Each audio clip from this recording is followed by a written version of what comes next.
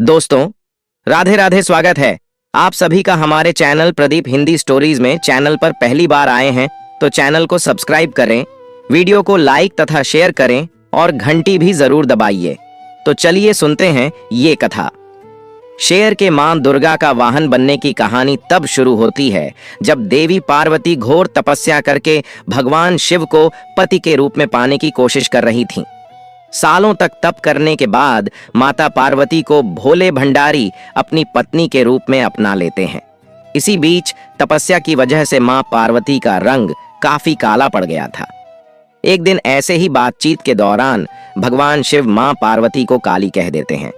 यह बात उन्हें पसंद नहीं आती। वो नाराज होकर दोबारा तप करने के लिए चली जाती हैं।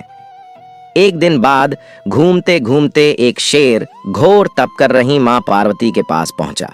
उन्हें खाने की इच्छा से वो वहां घूमता रहा।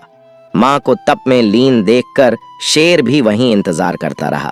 देवी का इंतजार करते करते सालों बीत गए। शेर मां पार्वती के तेज की वजह से उनके पास नहीं पहुंच पाता था।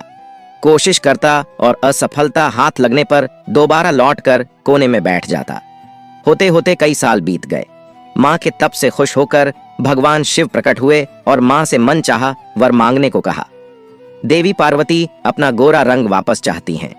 भगवान ने आशीर्वाद दिया और वहां से चले गए। वरदान मिलते ही मां पार्वती नहाने के लिए चली गईं। नहाते ही उनके शरीर से एक और देवी का जन्म हुआ जिनका नाम कौशिकी पड़ा। उनके शरीर से काला रंग भी निकल गया था और मां का रंग पहले की तरह ही साफ हो गया। इसी वजह से माता पार्वती का नाम मां गौरी भी पड़ गया। नहाने के कुछ देर बाद मां की नजर शेर पर पड़ी।